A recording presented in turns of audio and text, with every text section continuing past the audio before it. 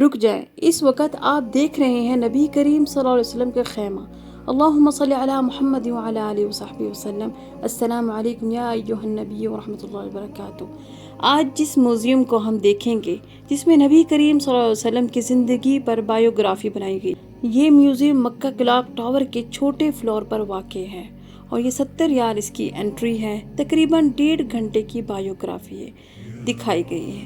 یہ ممبر بالکل ویسا ہی بنایا گیا ہے جس طرح نبی کریم صلی اللہ علیہ وسلم کا ممبر بنایا گیا تھا، اور بالکل سامنے ہی کھجور کا تنا، اس پر ٹیک لگا کر خطبہ ارشاد فرمایا کیا کرتے تھے۔ اس کمرے میں نبی کریم صلی اللہ علیہ وسلم کے حجرے کے متعلق اور آپ صلی اللہ علیہ وسلم کے روضے کے متعلق بتایا گیا ہے۔ اس حجرے کی چوڑائی 5 میٹر اور لمبائی 6 میٹر اور ہائٹ 2.5 میٹر تھی۔ چھت کھجور کے تنوں سے بنی ہوئی تھی، کھجور کے پتوں کی شاخیں ڈالی گئی تھیں اور اوپر مٹی کی موٹی پرت تھی، اور اس کے بعد اس گھر کی چھت تیار کی گئی تھی۔ اور آپ صلی اللہ علیہ وسلم کو خیمہ کے اندر سے دکھاتے ہیں، جو انتہائی سادہ اور مختصر سا سامان ہے۔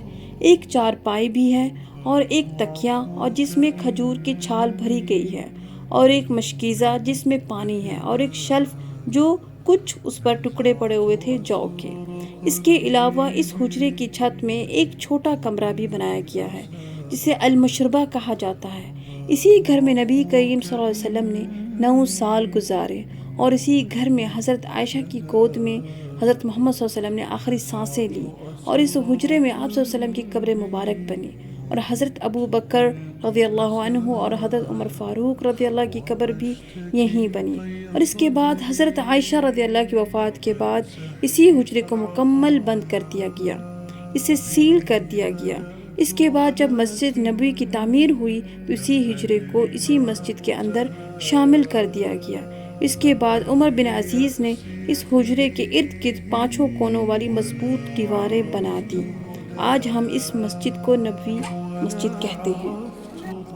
اس میں نبی کریم صلی اللہ علیہ وسلم کا روضہ مبارک یہیں 5 کونوں والی دیواروں کے اوپر شامل ہے، جس پر غلاف ڈالا گیا ہے۔ یہ تھی حضرت محمد صلی اللہ علیہ وسلم کی زندگی کا سامنا، جو کہ بہت ہی سمپل اور مختصر تھا، جسے دیکھ کے آج ایمان تو تازہ ہوا ہی ہے، اور حیرت بھی اس بات کی ہوئی ہے کہ کتنی سادگی سے زندگی گزار کر گئے، کس طریقے سے مسافروں والا سفر تھا۔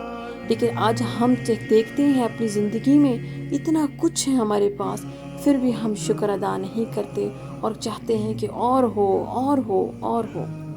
اللہ کا شکر ادا کیا کریں اور رسول اللہ صلی اللہ علیہ وسلم کی زندگی کے بارے میں پڑھا کریں، تاکہ اس سے ہمارا ایمان تو تازہ ہوگا ہی، اس کے علاوہ ہمیں زندگی گزارنے میں بھی آسانی ہوگی۔ جزاک اللہ۔